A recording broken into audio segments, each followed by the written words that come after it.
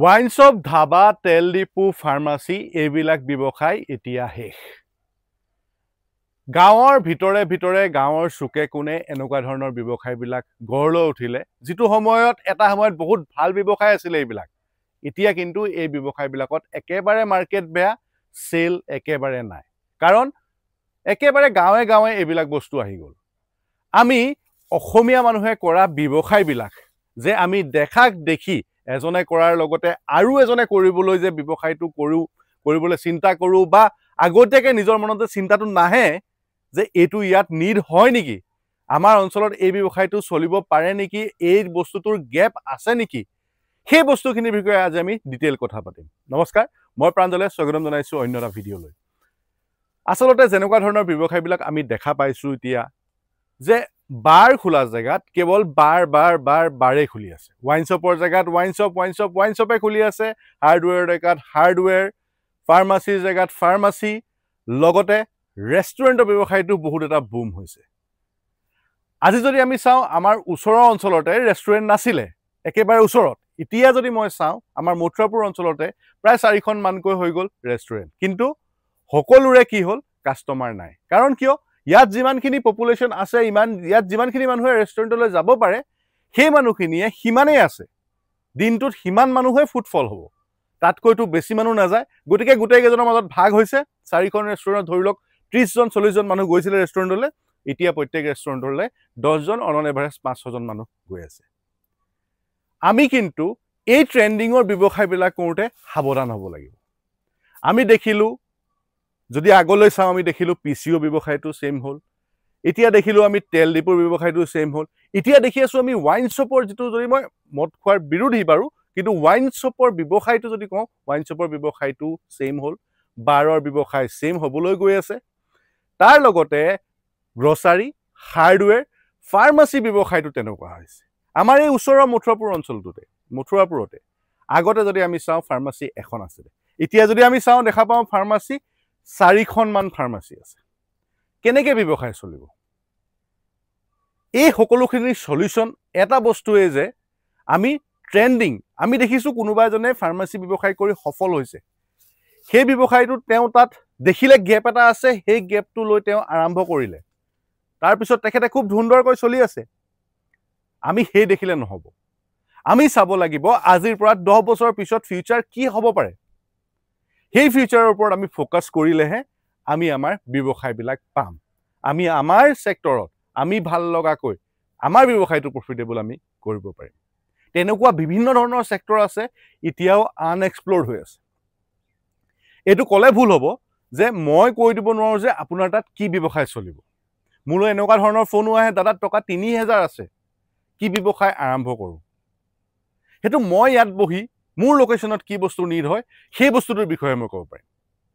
যেনেকৈ আমাৰ এই লোকেশ্যনত আমাৰ নাৰ্চাৰী নিড এটা আছিলে। আমি এতিয়া নাৰ্চাৰী নতুনকৈ আৰম্ভ কৰি আছোঁ, মানে ৰাস্তা কিনাৰত। এতিয়াতো ফাৰ্মত আছিলেই, ফাৰ্মৰ পৰা এতিয়া আমি ৰাস্তা কিনাৰলৈ শ্বিফ্ট কৰি আছোঁ। কাৰণ আজি যদি মই এইফালে চাওঁ, প্ৰায় 20 কিলোমিটাৰলৈ নাৰ্চাৰী নাই, এইফালে চাওঁ মই সোণাৰী পাৰ হৈহে নাৰ্চাৰী আছে 15 কিলোমিটাৰ। চ' ইয়াত এটা 35 কিলোমিটাৰৰ এটা গেপ আছে। সেই গেপটোৰ মাজত মই যদি আমাৰ নাৰ্চাৰীখন এষ্টাব্লিছ কৰিব পাৰোঁ, তেতিয়া হ'ল মোৰ বাবে এটা ব্যৱসায়। আৰু মানুহৰ বাবে, মানুহজন যাব নালাগে, তেওঁ সেই দূৰৰ পৰা আনিবলৈ যাব নালাগে, বা এইফালে সোণাৰীলৈ যাব নালাগে। শিমলুগুৰিয়া সোণাৰীলৈ নগৈ তেখেতে ইয়াতে বস্তুটো পাব। চ' এইটো হৈ গ'ল গেপ, আৰু গেপ ফুলফিল কৰাটোৱে হ'ল আমাৰ ব্যৱসায়ৰ বাবে স্কোপ। ক'ৰবাত যদি প্ৰব্লেম কিবা এটা আছে, সেই প্ৰব্লেমটোৰ চলিউশ্যনটো আপুনি আনিব লাগিব। সেই চলিউশ্যনটো আনিলেহে আপোনাৰ বাবে হ'ব ব্যৱসায়, কাৰোবাৰ বাবে হ'ব সেয়া প্ৰব্লেমৰ চলিউশ্যন। 2 টকা বেছি দি হ'লেও তেওঁ ইয়াত কিনিব। কাৰণ তেওঁ যদি একেটা বস্তুৱে ইয়াৰ পৰা 20 কিলোমিটাৰ আগলৈ আনিবলৈ যায়, তেখেতৰ কেৰিয়াৰ আছে, তেখেতে অনা নিয়া নামত খৰচ আছে। সেই বস্তুখিনি তেখেতে নলৈ ইয়াতে বস্তুখিনি পাব। আমি চিন্তাধাৰাটো তেনেকুৱাকৈ কৰিব লাগিব, আৰু তেনেকুৱাকৈ কৰিলেহে চিন্তাধাৰাটো আমি কিন্তু আগুৱাব পাৰিম। নহ'লে কি হ'ব, দেখাক দেখি আজি যদি হাৰ্ডৱেৰ দোকানখন কাৰোবাৰ ভাল চলি আছে বুলি, বাহিৰাগত মানুহ এজনৰ হাৰ্ডৱেৰ দোকানখন ভালকৈ চলি আছে বুলি আমি যদি এখন হাৰ্ডৱেৰ দোকান আৰম্ভ কৰিবলৈ যাওঁ, তেতিয়া কি হ'ব, আমি মুখ ঠেকেচা খাব লাগিব। কাৰণ সেই ব্যৱসায়টো সেইটো অঞ্চলত নিডটো সিমানেই হয়, তাতকৈ বেছি নিড কিন্তু ইয়াত নহয়। ছেইম আমি দেখা পাওঁ গাঁৱে গাঁৱে আৰম্ভ হোৱা গেলামালৰ দোকানখনটো একেই প্ৰব্লেম। গাঁৱে গাঁৱে এতিয়াতো বাৰৰ পাৰ্মিশ্যন, ওৱাইন শ্বপৰ পাৰ্মিশ্যন দিছে। তাৰ লগতে ফাৰ্মাচী আহিছে। মাইবেলাত ফাৰ্মাচী বহুত দিনৰ পৰা এখন ফাৰ্মাচী আছিল, এতিয়া ইয়াত 2খন ফাৰ্মাচী হৈ গ'ল। তাৰ পৰা আকৌ 3 কিলোমিটাৰ দূৰত 5খনমান ফাৰ্মাচী হৈ গ'ল। তো কেনেকৈ মানুহ কিমান আছে, সিমান মানুহেতো কিনিব বস্তু। তাতকেতো এনেকুৱা ধৰি লওক মানুহ ধৰি লওক একেদিনাই 100ৰ পৰা 500 হৈ যোৱা নাই। সেই ষ্টাডি, সেই এনালাইচিছ কিন্তু আমাৰ আজিৰ ডেটত কৰাৰ প্ৰয়োজন। নহ'লে আমি যিমান লাখ টকা, যিমান টকা দি হ'লেও আমি যদি ব্যৱসায়টো আৰম্ভ কৰোঁ নহয়, আমাৰ ব্যৱসায়বিলাক কিন্তু সফল হ'ব নোৱাৰিব, আমাৰ ব্যৱসায়বিলাক বিফল হ'ব। আৰু ইন'ভেশ্যনছ লাগিব প্ৰত্যেক ব্যৱসায়তে। আপুনি আপোনাৰ ব্যৱসায়টোত কি নতুনত্ব দিব পাৰিছে।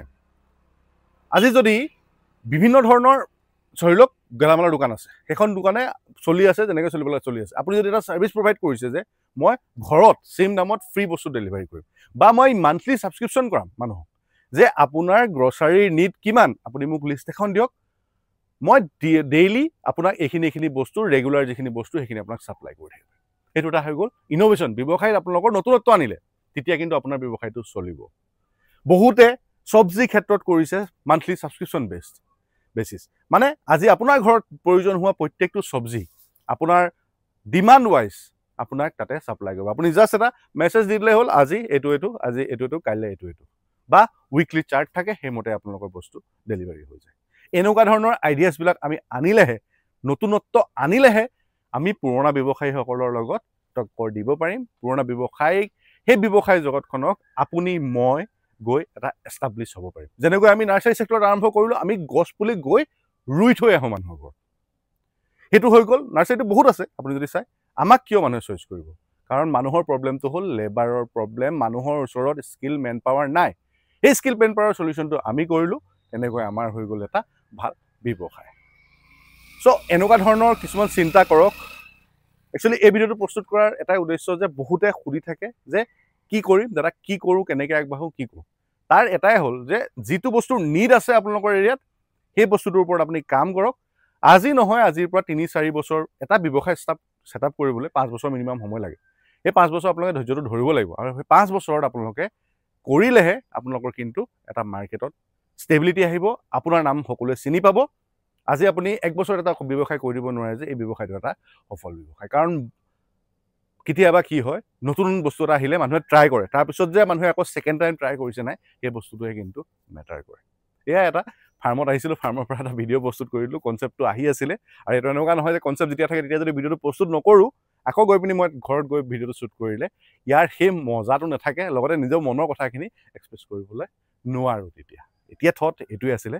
চ' ভিডিঅ'টো শ্বেয়াৰ কৰি দিব, যাতে নতুন কোনোবাই কিবা এটা কৰিবলৈ আগবাঢ়িছে তেওঁলোকে যাতে অকণমান আগুৱাই, নিজে অকণমান উৎসাহ পায়, নিজে অকণমান দেখে, ষ্টাডি কৰিবলৈ শিকে, তাৰপিছত তেওঁলোকে আগুৱাই যাব পাৰে। চেনেলটো কোনোবাই নতুনকৈ চাই আছে যদি ছাবস্ক্ৰাইব কৰি যাব, ছাবস্ক্ৰাইব কৰিবলৈ মটিভেশ্যন পাওঁ, আৰু ভিডিঅ'বিলাক শ্বেয়াৰ কৰিবলৈ নাপাহৰিব। ধন্যবাদ, থেংক ইউ।